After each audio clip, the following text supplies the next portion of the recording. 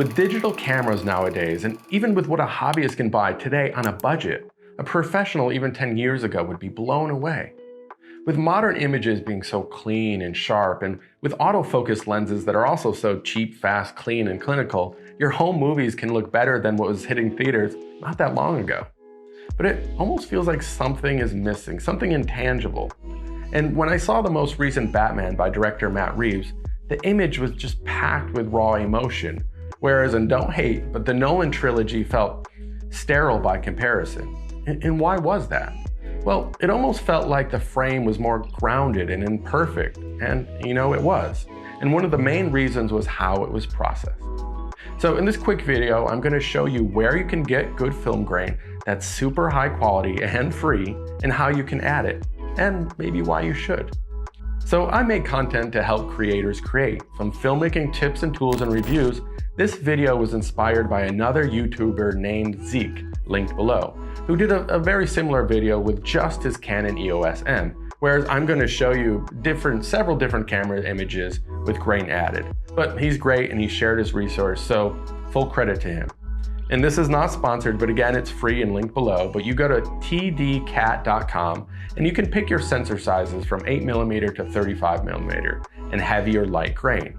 I chose Super 35 with heavy grain because you can reduce the opacity later, which I'll show you. So I'm going to be putting in a lot of B-roll from my Sony A7C, my Sony ZV1, my GoPro Hero 9, my DJI Mini2, and my Google Pixel 5, so you can see what the effects look like when they're on and off.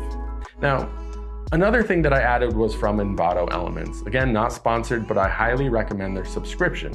But I added this extra 16mm frame with a slight sprocket hole and with just a little extra scratches just for even more character.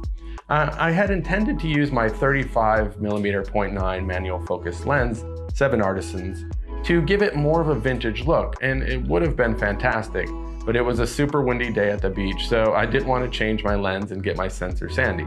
So I just used my Rokinon 24mm 2.8, which is a great compact lens and so cheap that it already has some character. But the extra scratches helped.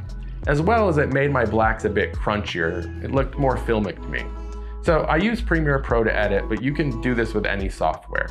And after I color corrected all the different codecs to attempt to make them match, I then layered on the grain. I nested them, and I set the opacity to 50%, and put the blending mode, and this is important, to overlay. And what this actually did is help create a more cohesive look as well, because the grain almost adds a gray wash to everything. And then when I add the extra frame, it adds that a bit more of a black wash on top of everything. Now, make sure to also put that on blend mode to overlay, and I put that down to 10% opacity. But tinker with it all to your heart's desire. Now, why would you do this? Well, shooting on film is expensive, and this isn't. But some people feel like that as the image gets better, the soul of the product dissipates. And I have this Charles Bukowski quote on my forearm, and it goes like this: "As the form appears, the spirit wanes." And it's almost like the more technical our tools become, the more sterile the results. And if you watch films from the golden era of cinema from the 1930s to early 60s, of course they look terrific, and of course they were shot on film, but they were also often shot on the sound stage, and they feel a little plasticky and feel campy to me. But then when you get into the late 60s and early 70s, we finally get our first grittier, more down-to-earth wave of not just art house films, but commercial successes that were more story-based and riskier rather than, elaborate theatrical feel-good films. From Chinatown to Godfather, Taxi Driver, Clockwork Orange, and far more than I can get into here, all had a soul to their cinematography. And yes, technically it's because it was dirtier and you could see the grain, that organic nature of celluloid film. You could see the character and imperfections in the lenses as well. So the idea of watching an old 8mm home movie was that you were watching a moving picture, an actual artifact captured at that precise time and moment. It was with you. It was part of the scene. And that proximity to the action maybe makes us feel closer to the action itself. And it's hard to get that feeling with a super clean digital image. And look, I love a sharp image, and I'm even against using diffusing filters. But what I think Hollywood is doing now, specifically with the cinematography for Dune and the new Batman film, which were both DP'd by Greg Fraser.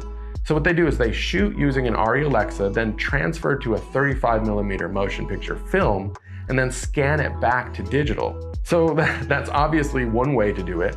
Or you can do this method. And trigger warning, but now after watching his Batman and how dirty and gritty it was, Christopher Nolan's feels more like it's from the golden age of cinema rather than this down-to-earth 1970s new age, which was precisely Matt Reeves' intention, since it was meant to feel like a 70s film noir. So I'm going to let the intro segment play in full, so you can judge for yourself.